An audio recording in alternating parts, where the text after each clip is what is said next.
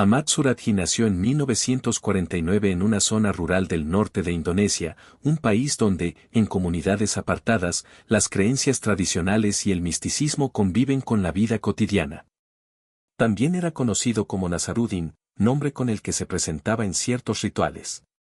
Desde joven estuvo expuesto a prácticas espirituales locales, curanderismo y rituales que prometían sanar enfermedades, atraer fortuna o resolver conflictos amorosos.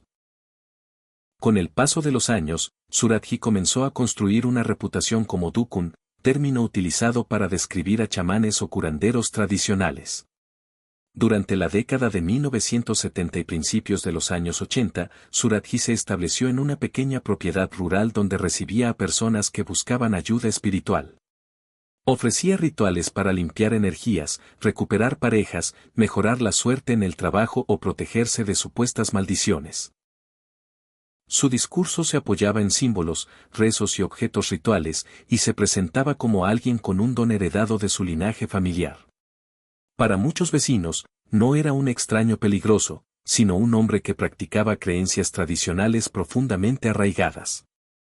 A mediados de los años 80, Suradji afirmó haber experimentado sueños recurrentes en los que aparecía el espíritu de su padre fallecido. Según relataría más tarde a las autoridades, en esos sueños su padre le ordenó realizar sacrificios humanos como parte de un ritual supremo.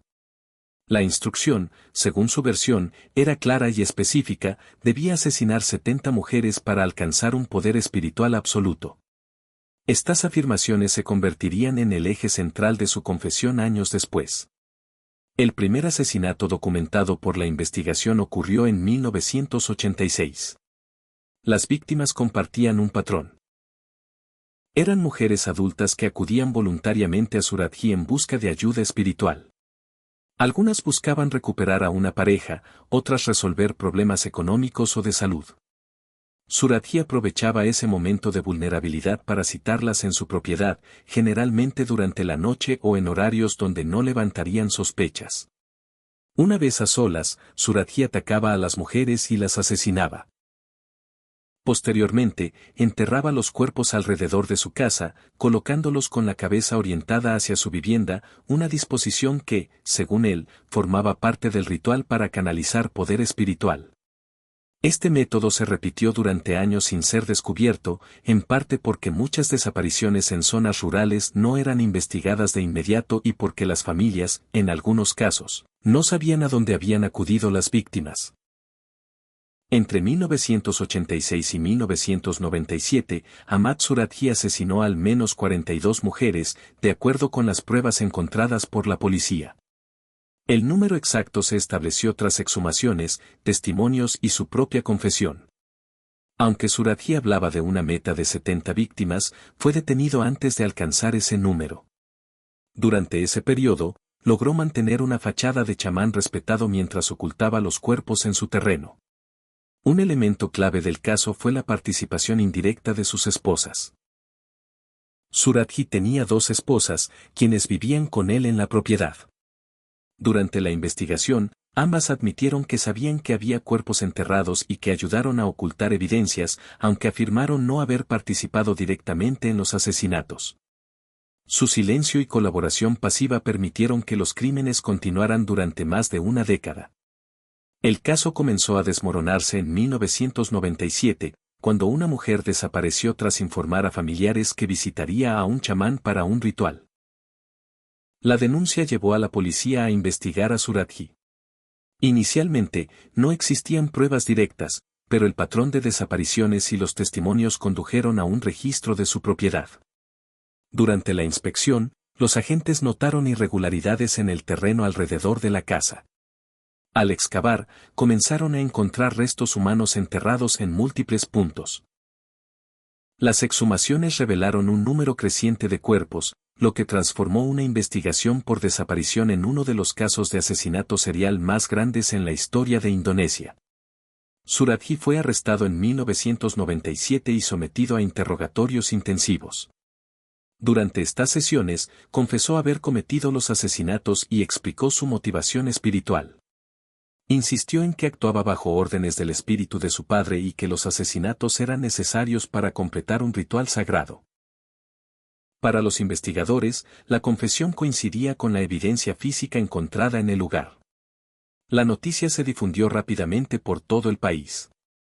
Los medios indonesios cubrieron el caso de forma extensa, generando miedo, indignación y un debate nacional sobre los límites entre creencias tradicionales y crímenes violentos. Líderes comunitarios y religiosos condenaron los actos y advirtieron sobre los peligros de la fe ciega en falsos guías espirituales. En 1998, Suradji fue llevado a juicio. La fiscalía presentó pruebas forenses, testimonios de familiares de las víctimas, la confesión del acusado y la evidencia encontrada en su propiedad. A pesar de su argumento de obedecer órdenes espirituales, los tribunales determinaron que era plenamente consciente de sus actos y responsable de los crímenes. El juicio marcó un antes y un después en la percepción pública del curanderismo extremo en Indonesia. Por primera vez, el país enfrentaba la magnitud de un asesino serial que había operado durante más de una década bajo la apariencia de un líder espiritual. La detención de Ahmad Suradji en 1997 marcó el inicio de una de las etapas judiciales más impactantes en la historia reciente de Indonesia. Tras el hallazgo de múltiples restos humanos enterrados alrededor de su vivienda, la policía amplió la investigación y estableció un perímetro de excavación que se extendió durante semanas.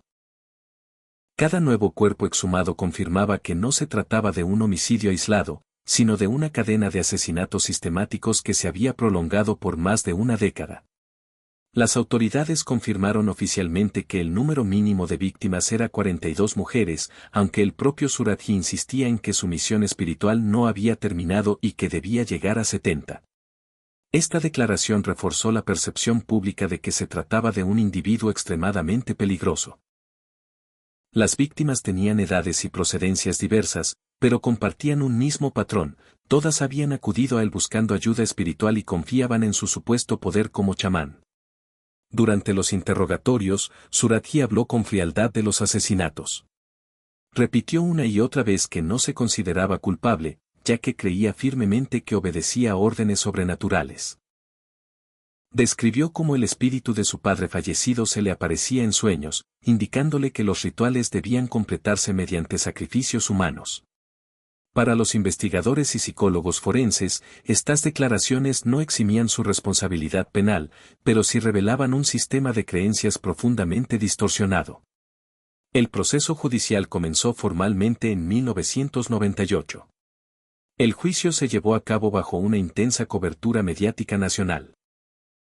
Familias de las víctimas asistieron a las audiencias, algunas de ellas escuchando por primera vez detalles precisos sobre el destino de sus hijas, hermanas o madres desaparecidas años atrás. Los fiscales presentaron pruebas forenses, registros de exhumaciones, testimonios de testigos y la confesión del acusado, que coincidía con la evidencia encontrada en el terreno. Las dos esposas de Suradji también fueron juzgadas. Ambas admitieron haber tenido conocimiento de los cuerpos enterrados y de las actividades de su esposo. Aunque afirmaron que actuaron por miedo y sometimiento, el tribunal consideró que su silencio contribuyó a la continuidad de los crímenes. Fueron condenadas a penas de prisión por encubrimiento, aunque menores en comparación con la sentencia impuesta a Suradji. Durante el juicio, la defensa intentó argumentar que Suradji sufría trastornos mentales severos y que sus creencias espirituales lo incapacitaban para comprender la gravedad de sus actos. Sin embargo, las evaluaciones psiquiátricas ordenadas por el tribunal concluyeron que, aunque mantenía creencias delirantes, era consciente de sus acciones y sabía que matar era ilegal. Esta conclusión fue determinante para el veredicto. A finales de 1998, Ahmad Suradji fue condenado a muerte. La sentencia fue recibida con alivio por gran parte de la sociedad indonesia, que seguía el caso con horror. El fallo judicial también envió un mensaje contundente sobre los límites de la tolerancia hacia prácticas espirituales cuando éstas se utilizan para justificar la violencia. Tras la condena, Suradji fue trasladado a una prisión de alta seguridad, donde permaneció durante casi una década en el corredor de la muerte. Durante esos años, el caso continuó siendo objeto de debate público. Algunos sectores discutían si la pena capital era apropiada, mientras otros consideraban que la magnitud de los crímenes no dejaba lugar a otra respuesta. Finalmente, en 2008, 11 años después de su arresto, Ahmad Suradji fue ejecutado por un pelotón de fusilamiento, el método legal de ejecución en Indonesia para los crímenes más graves.